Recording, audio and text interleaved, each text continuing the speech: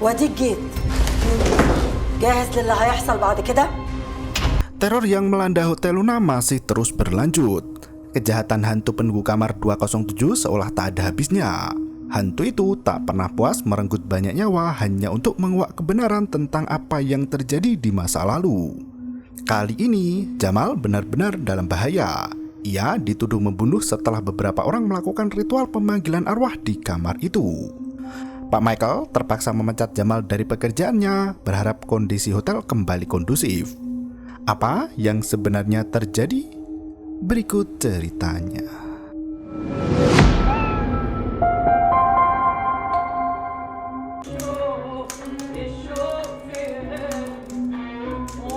Lantunan lagu cinta mengiringi udara pagi yang menghempas di pinggiran pantai Marsha Matruh pagi itu. Jamal tergeletak setelah terjadi pertempuran sengit tadi malam. Ia hampir tak ingat apapun juga yang terjadi di sana. Jamal tampak kebingungan bagaimana ia bisa terdampar sendirian bahkan tak sadarkan diri di tepi laut. Di waktu yang sama, seorang pria misterius mengetik tulisan dengan mesin ketik di kamarnya. Jamal terbangun dengan tubuh yang letih dan pakaian yang penuh pasir. Ia berjalan masuk ke dalam hotel yang ternyata sudah ramai didatangi polisi. Mereka mengevakuasi satu jenazah yang ditemukan mati di kamar 207. Tak hanya itu, polisi juga menggelandang Jamal untuk diinterogasi di kantor. Sarah dan Pak Mena langsung menyusul Jamal ke kantor polisi, namun mereka tidak diperkenankan bertemu karena investigasi sedang berlangsung. Jamal berada di dalam sebuah ruangan bersama satu penyidik dan asistennya yang mencatat semua pembicaraan mereka. Jamal bertanya siapa orang yang meninggal dunia. Tampaknya ia kehilangan ingatan setelah melalui malam panjang berdarah di kamar 207. Penyidik bertanya mengapa Jamal melarikan diri dan tidur di pantai semalaman. Jamal mengaku tidak pernah melarikan diri dan tidak tahu bagaimana ia bisa tergeletak di tepi pantai. Penyidik semakin curiga jika Jamal hendak menghilangkan bukti. Hal itu biasa dikatakan oleh pelaku untuk membebaskan diri dari segala tuduhan. Ana wallahi al-azim ma'ruf. Penyidik tak mau menyerah dan memberikan selembar foto untuk membantu Jamal mengingat kembali kejadian tadi malam. Foto itu adalah jasad pria tak dikenal yang baru saja dievakuasi oleh polisi. Jamal berusaha keras untuk menyelami foto itu hingga ia teringat kejadian di sore harinya. Kala itu, Pak Michael kedatangan tamu seorang jurnalis terkenal dari majalah Al-Musawir bernama Hasan. Pria itu hendak membuktikan keangkeran kamar 207 dan bersikeras untuk menginap di sana. Ia juga meminta Jamal untuk ikut berada di kamar 207 bersamanya dan membuktikan gosip angkernya kamar itu. Jamal terpaksa menuruti perintah Pak Michael yang diancam oleh Hasan dengan berita reputasi buruk di Hotel Luna. أنا بقول نكسب وقت عشان الوقت اتأخر. Mereka melenggang pergi memasuki kamar angker itu di mana Hasan membawa serta dua pria lainnya. Mereka mulai mengamati semua isi kamar di mana Hasan terperangah melihat lukisan di dinding kamar. Lukisan itu berupa mesin ketik yang identik dengan miliknya sendiri. Hasan mulai berbincang dengan Jamal dan berkata jika ia sudah mengumpulkan banyak informasi sebelum datang ke Hotel Luna. Hasan juga tahu jika Jamal Said Al-Shawaf adalah resepsionis yang baru bekerja 6 bulan di sana. Jurnalis itu langsung menyadari ada kejanggalan di kematian Kolonel Ricardo yang diduga bundir tepat di kamar 207. Jamal adalah orang terakhir yang bertemu Ricardo sebelum pria itu mengakhiri hidupnya sendiri. Hasan mempertanyakan bagaimana Ricardo yang menginap di kamar 202 berpindah sendiri ke kamar 207. Ia sangat janggal dengan hal itu dan menuduh Jamal yang sengaja memindahkan Ricardo ke kamar itu. ومع ذلك أول ما وصل خرج من أوضته وجه هنا. Jamal langsung gelagapan dan berkata jika semua yang terjadi sesuai dengan keterangan polisi. Hasan kembali mendesak dengan kejadian lain saat renovasi kamar 207 dengan mandor Pak Rojab. Dua anak buah Pak Rojab mati, sementara Jamal juga berada di sana tapi bisa selamat. Hasan juga mengetahui kisah Adam yang mati di kamar yang sama. Selain itu, kisah Muhammad Sayah dengan mempelai wanita dan kisah Magda yang tenggelam di pantai karena mencari putranya Akmal yang turut menjadi perhatian Hasan. Ia juga mengetahui dengan jelas kisah kematian Dr. Serin yang tenggelam dalam kubangan air darah.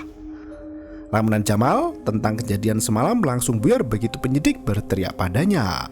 Sementara itu, Pak Mena dan Sarah masih menunggu di depan ruang investigasi berharap Jamal bisa segera dibebaskan. Mereka percaya jika Jamal tidak mungkin membunuh siapapun di sana. Sarah langsung bergegas pergi untuk mencari bantuan pengacara yang bisa membela Jamal dan membuktikan jika pria itu tidak bersalah. Di waktu yang sama, Pak Michael masuk ke dalam kamar 207. Lukisan di sana menunjukkan hantu wanita yang berdiri tepat di belakang Pak Michael. Benar saja, hantu wanita itu sudah berada di sana dan berkata jika semua kutukan itu bermula disebabkan oleh ayah Pak Michael, Adriano. Hantu wanita itu meminta Michael untuk mencari surat wasiat yang ditinggalkan Adriano dan membacanya. Michael melenggang pergi ke kamar untuk mencari surat wasiat dari ayahnya itu. Saat ia melangkah, lukisan di dinding kamar kembali berganti menjadi sosok Jamal yang duduk di depan penyidik. Jamal dipaksa untuk mengaku jika ia telah membunuh seseorang di kamar 207. Penyidik berkata jika pagi itu jasad Rafat ditemukan tak bernyawa di kamar yang sama dengan Jamal tadi malam. Jamal berkata jika tak hanya ia yang bertahan di kamar itu. Penyidik mengetahui jika Jamal menemani seorang jurnalis bernama Hasan Fauzi dan satu orang lain bernama Ramzi Yasin yang bertugas mendokumentasikan kejadian. Tak ada yang tahu kemana perginya dua orang itu karena hanya Jamal yang ditemukan di Hotel Luna. وزي ما انت عمال تقول مش فاكر حاجة ومش عارف. Jamal kembali teringat kejadian semalam saat berbincang dengan Hasan di kamar. Jurnalis itu berkata jika mereka akan melakukan eksperimen supranatural malam itu juga. Ia memperkenalkan dua rekan yang sengaja dibawa, yaitu sang fotografer majalah, Ramzi Yasin, yang bertugas mendokumentasikan semua hal yang terjadi di sana, serta satu pria lain bernama Refat Mahfuz yang merupakan mediator spiritual terkenal di Mesir dan ahli dalam dunia ilmu jin maupun arwah. Jamal mengetahui akan terjadi hal berbahaya jika ia tetap berada di kamar itu. Ia sempat menyelinap untuk pergi, namun Hasan mengancam akan menulis berita terkait kejanggalan kematian Kolonel Ricardo yang diduga Jamal adalah pelakunya. Terpaksa Jamal bertahan dengan mereka bertiga dan duduk di kursi bersama. Sementara itu, Ramzi tak henti memotret semua yang mereka lakukan di sana. Refat menjelaskan bahwasanya ia akan segera memulai ritual supranatural agar bisa berkomunikasi dengan hantu penunggu kamar itu. Ia meminta semua orang untuk tenang dan tidak bersuara. Ia juga melarang siapapun beranjak dari tempat duduk selama Refat melakukan ritual. Pria cenayang itu menyelimuti kepalanya sendiri menggunakan kain putih dan masuk ke alam goib. Ia mengaku bisa melihat sosok arwah gentayangan yang menghuni kamar itu.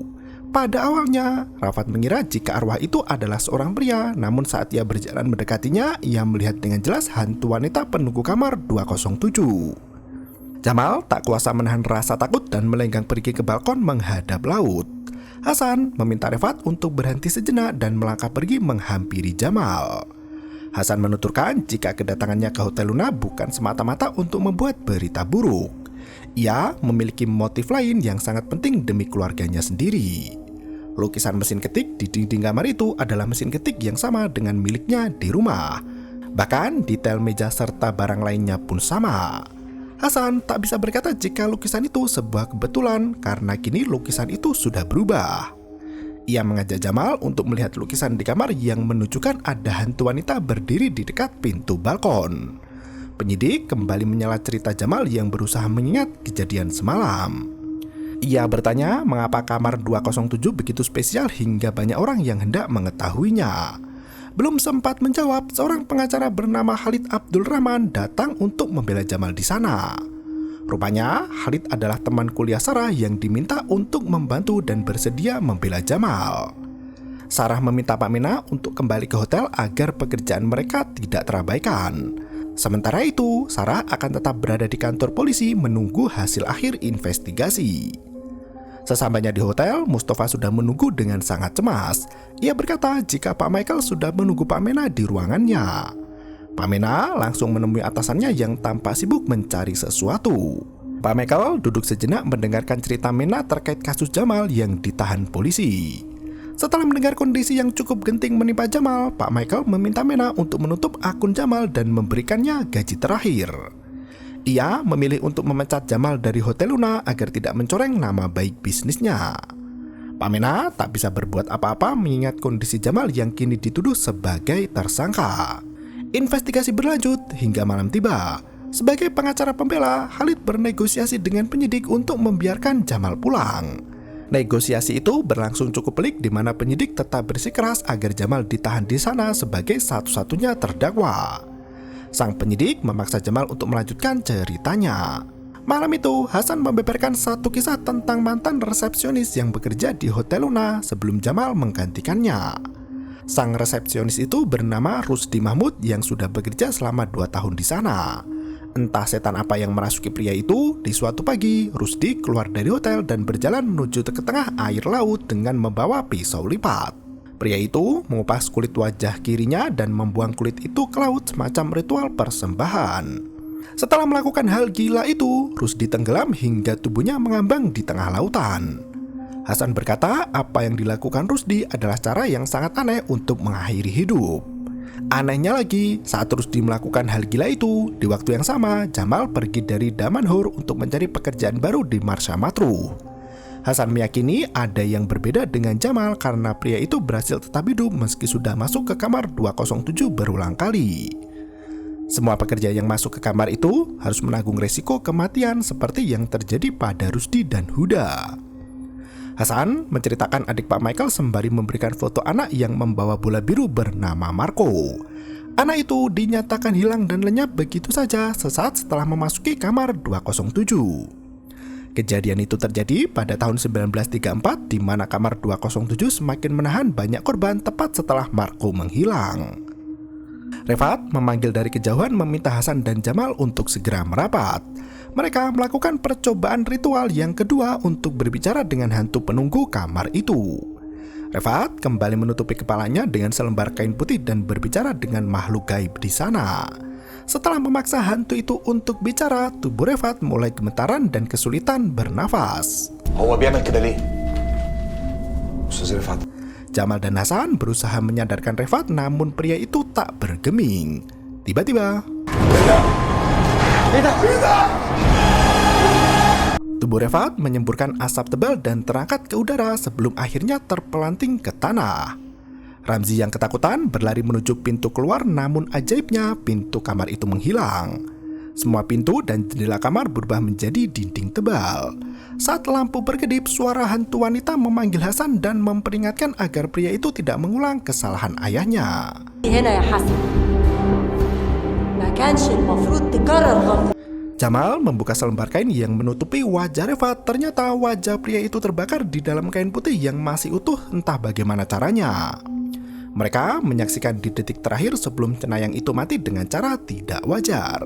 Karena malam semakin larut dan Jamal belum bisa memberikan keterangan yang membebaskannya dari segala tuduhan, terpaksa pria itu harus mendekam di penjara semalaman. Sarah masih menunggu di luar berharap bisa membawa Jamal kembali ke Hotel Luna. Khalid meminta Sarah untuk pulang karena investigasi akan dilanjutkan esok hari. Jamal yang berada di dalam penjara bersama para tahanan teringat dengan kejadian yang menimpanya semalam. Ramzi yang ketakutan berteriak histeris dan memukul semua dinding tebal kamar itu. Hasan menjelaskan apa yang sebenarnya terjadi pada ayahnya. Lukisan di dinding kamar itu menunjukkan kondisi ayah Hasan yang sakit keras, sementara Hasan kecil berdiri tertunduk di samping ranjang ayahnya. Pria itu bernama Fauzi Abdul Ghani, seorang jurnalis majalah Al-Musawir yang mewariskan kemampuan intelijensinya pada Hasan. Marco bukan satu-satunya orang yang lenyap di dalam kamar itu, namun Fauzi termasuk orang yang ikut menghilang saat melakukan investigasi di kamar 207. Setelah menghilang beberapa bulan, Fauzi ditemukan masih berada di dalam kamar di dalam kondisi selamat. Nasnya, Fauzi terus berteriak ketakutan dan memberontak tak tentu arah. Mereka membawa Fauzi ke rumah sakit, namun pria itu tertidur panjang hingga jatuh koma 12 tahun lamanya. Saat tersadar dari koma, Fauzi tidak bisa mengingat apapun, bahkan tidak mengenal putra kesayangannya sendiri. Fauzi berobat ke psikiater handal bernama Dr. Sherin Hussein. Hingga di akhir terapinya, Dr. Sherin melakukan hipnotis untuk membawa Fauzi ke kamar 207 di bawah alam sadarnya. Nah, terapi hipnotis itu justru membuat Fauzi meninggal dengan cara yang mengenaskan. Dr. Sherin yang penuh ambisi datang ke Hotel Luna dan menyewa kamar 207 untuk mencari tahu apa yang terjadi di sana. Sherin bertemu dengan hantu wanita penunggu kamar 207 dan mati dengan bersimbah darah di bak kamar mandi. واديك جيت جاهز للي هيحصل بعد كده؟ Jamal terbangun di pagi harinya untuk kembali menjalani interogasi. Di waktu yang sama, Sarah sudah sampai di Hotel Luna untuk bekerja, namun semua orang termenung di ruang makan. Ia bertanya apa yang terjadi di sana. Ternyata Pak Mena bersedih karena Jamal dipecat dari pekerjaannya. Sarah yang murka langsung masuk ke kamar Pak Michael tanpa mengetuk pintu terlebih dahulu. Ia tak terima dengan sikap Michael yang memecat pegawainya di saat terkena musibah. Sarah mengancam hendak berhenti kerja jika Jamal tetap dipecat dari Hotel Luna. Tak hanya Sarah yang hendak berhenti bekerja, Pak Mena, Mustafa, Madhya dan semua staf di hotel itu turut mengancam akan keluar dari pekerjaan mereka. Sementara itu, penyidik masih memaksa Jamal untuk mengakui jika ia adalah orang yang membunuh Refat. Pengacara Khalid sudah duduk di sana membela kliennya dengan semaksimal mungkin. Penyidik sudah mencetak beberapa foto yang ditemukan di kamera Pak Ramzi. Mereka menunjukkan foto itu dan menanyakan pada Jamal apa yang sebenarnya terjadi. Jamal kembali bercerita jika malam itu lampu mulai padam. Ramzi yang ketakutan memotret ke segala arah hingga semua jiwa yang hilang tampak berada di sekeliling mereka. Pak Rojab, Huda, Refat, Magda, Sherin dan semua arwah orang yang mati dijadikan tumbal masih ada di sana. Seketika itu hantu wanita penunggu kamar menghampiri mereka dengan membawa lilin yang menyala. Hantu itu menunjukkan apa yang sebenarnya terjadi pada Hasan dengan mencengkram kening pria jurnalis itu. Hasan melihat bayangan ayahnya Pak Fauzi yang mengirim surat pada Pak Adriano sang pemilik Hotel Luna. Ia meyakini ada rahasia besar yang tersimpan di kamar 207 termasuk hilangnya Marco. Fauzi berkata selama wanita itu masih ada maka banyak orang yang akan kehilangan nyawa. Setelah mengetahui semua kenyataan pahit itu, Fauzi meninggal dunia. Darah keluar dari kedua bola mata Hasan sembari berkata jika semua yang terjadi disebabkan karena Jamal. Jamal adalah alasan dibalik semua kutukan yang terjadi di sana. Hasan melenggang pergi ke sudut gelap sementara Jamal dibawa ke dimensi yang berbeda. Hantu wanita itu mencengkram kening Jamal hingga tiba-tiba Jamal sudah berada di tepi pantai tak sadarkan diri. Setelah menceritakan semua kejadian itu, Ramzi menyerahkan diri ke kantor polisi dan mengakui semua perbuatannya. Ternyata ia sudah membuat perjanjian dengan Hasan dan Refat untuk memalsukan kejadian supranatural di kamar itu. Mereka tak menyangka jika kamar itu benar-benar berhantu. Saat pagi menjelang, Ramzi melihat Refat sudah mati dengan separuh wajah terbakar.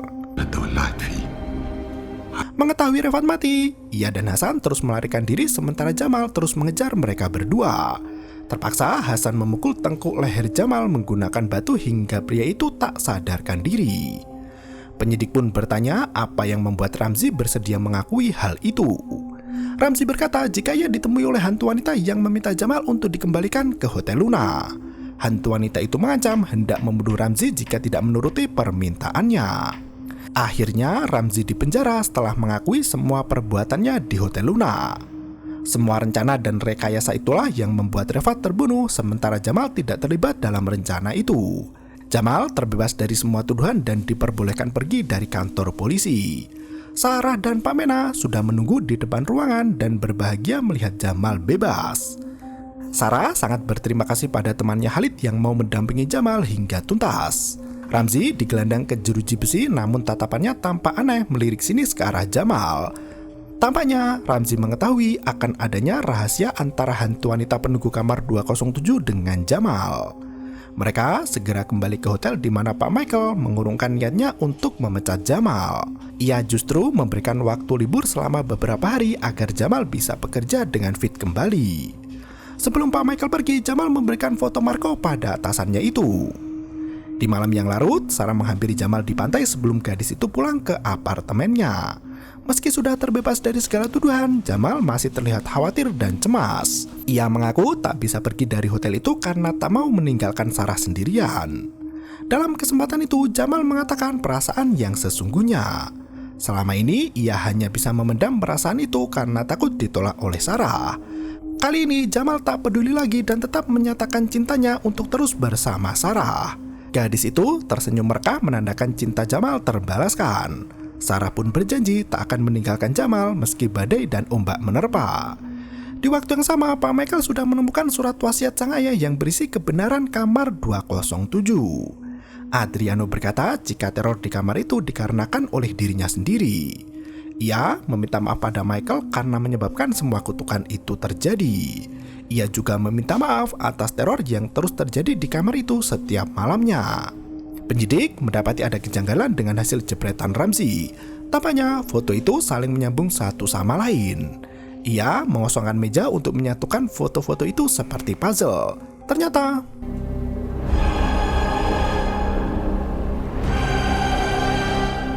pagi harinya, ruang Pak Hasan tampak kosong dan tersisa potongan berita di surat kabar. Mesin ketik Hasan bergerak sendiri menuliskan beberapa pertanyaan seolah tak tahu di mana ia berada. Tulisan itu terus memanggil nama Jamal seolah Hasan tersesat di Saranjana, dan film pun bersambung.